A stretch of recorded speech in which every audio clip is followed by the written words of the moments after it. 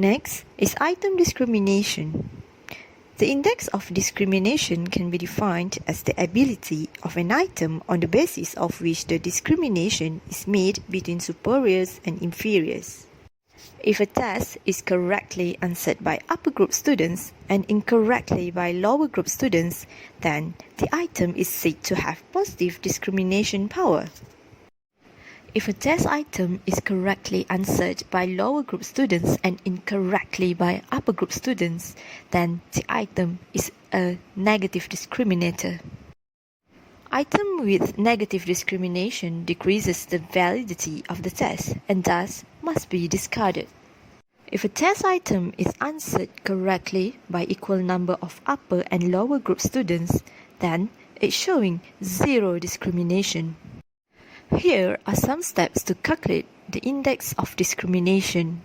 First, let's arrange the answer sheets from the highest score obtained until the lowest score obtained. Then, we divide the class into two groups, 50% high and 50% low, and distribute the high answer sheets to the high groups and the low answer sheet to the low group. If there are a lot of answer sheets to be analyzed, it is enough to select 25% or 33% for both high and low group. After that, we calculate the value for item difficulty for each group, high and low. The value that we get from step 3 can be used to calculate the item discrimination, which is item difficulty high group minus item difficulty lower group. Table shows the index of discrimination and the item evaluation. Item that has index of discrimination 0.40 and up is a very good items, but item below 0.19, it is poor items and to be rejected or improved by revision.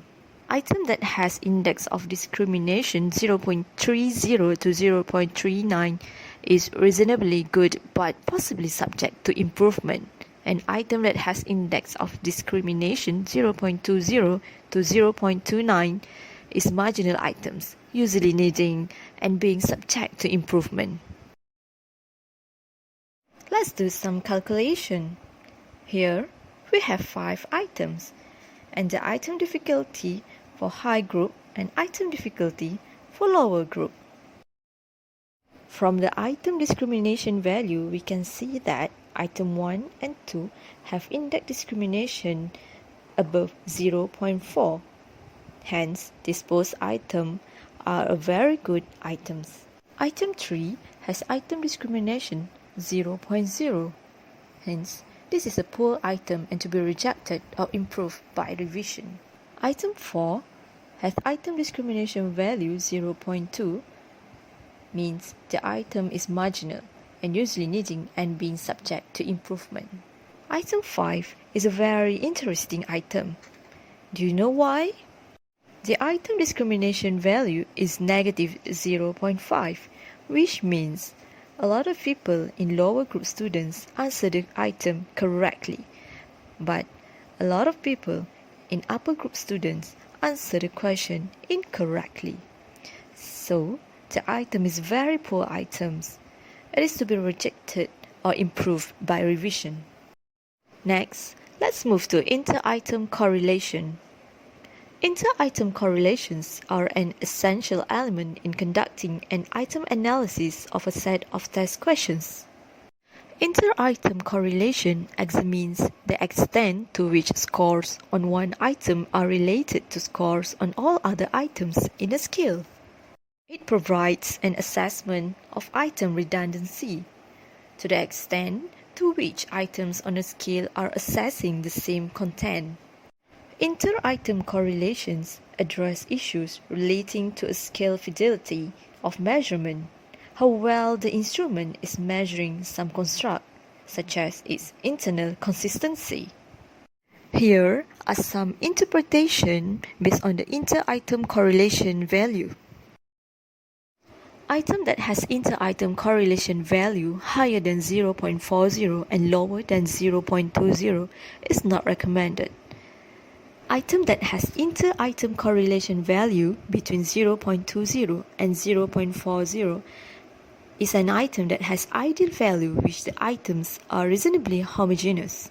They do contain sufficiently unique variants so as to not be isomorphic with each other. Next is item total correlation.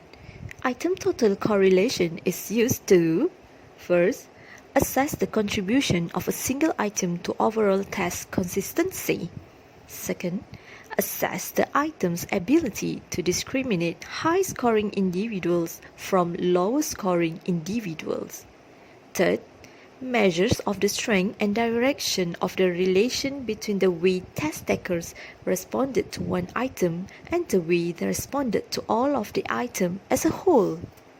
Item total correlation can be measured by using the Pearson product moment correlation formula.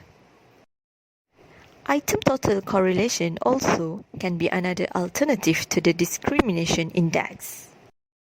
Positive item total correlation shows items that strongly differentiate high-scoring individuals from lower-scoring individuals.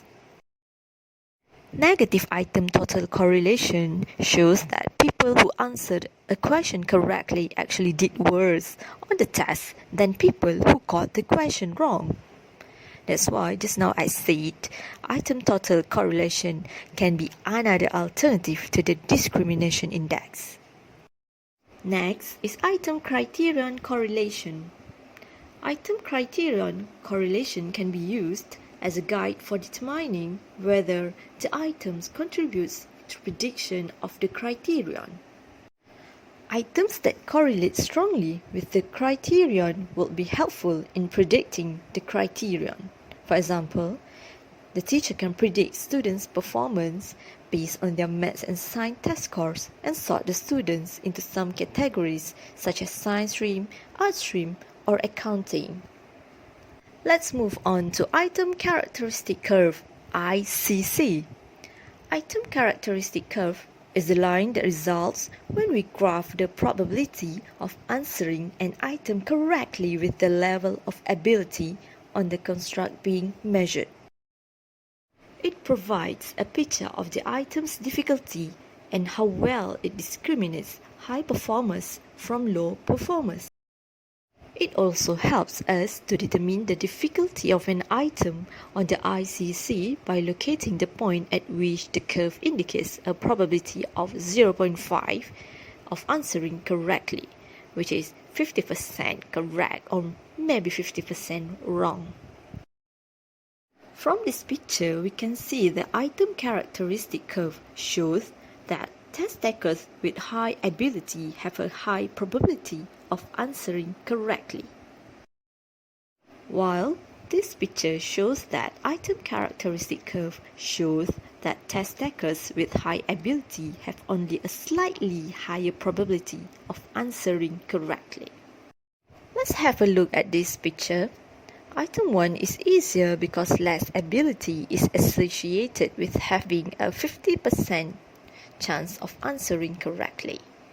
Items 2 and 3, which have different slopes, both intersect at the same point for having a 50% chance of answering correctly. Therefore, these items have the same difficulty level and both are more difficult than item 1. Next is item bias. Item bias happens when an item is easier for one group than for another group. By identifying item that is biased, test developers can correct or delete items that contain systematic error. ICC can be used to identify item bias. Let's have a look at the graph. ICC for men and women on one test item. As you can see, the item discriminates between high and low performers better for women than for men. The item is also more difficult for men. Such an item should be discarded from a test.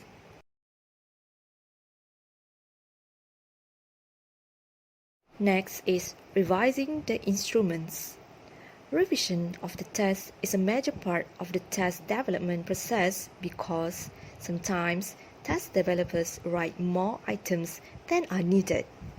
They use the quantitative and qualitative analysis of the test to choose those items that together provide the most information about the construct being measured. The information provided by the test takers and the experts provides a basis for revising the instructions in a way that facilitates the process of test administration. So, how we are going to choose the final items? Choosing the items requires test developers to consider some aspects such as validity, internal consistency based on the item total correlation value, item evidence of validity based on the item criterion correlation, item difficulty and discrimination, inter-item correlation, which is a measure of reliability or precision, bias, and etc. Yes, constructing a matrix makes choosing the best items easier. In addition to the matrix, developers can review the ICC to make visual comparison of items. Here is an example, a matrix for items from a hypothetical reading comprehension test. We have 3 items. Item 1 has appropriate difficulty and is not biased. However, both its index of discrimination and item total correlation are negative, suggesting that poor performers were more likely to get this item right and good performers were more likely to get it wrong. Also, this item is not correlated with a criterion. Item 2, on the other hand, has a good item total correlation and shows no bias, but it is very difficult with only 20% of the test takers correctly answering it. Item 3 has the best data of the items measuring translation. Its item total correlation is high. Its difficulty level is close to 0.5. Its discrimination index is high and positive, and it shows no evidence of bias. Therefore, Item 3 would be a better choice than Item 1 and 2. Alright, lastly for today, revising the instructions. Instructions given must be clear and comprehensive directions. Instructions to the test administrator should provide guidance on topics such as choosing the testing room, such as a quiet place where interruptions are unlikely, answering questions to clarify instructions but do not elaborate or provide help, equipment or supplies needed, for example pencils, and the test length, whether a specific time period or unlimited time. Instructions to test takers should include direction for responding, for example, darken the box next to the answer you have chosen with a 2B pencil. Instruction on guessing, whether or not guessing is penalized. And special instruction, for example, think of how you interact with people at work when answering these questions. Alright, that's all from me. I hope you enjoy. Thank you.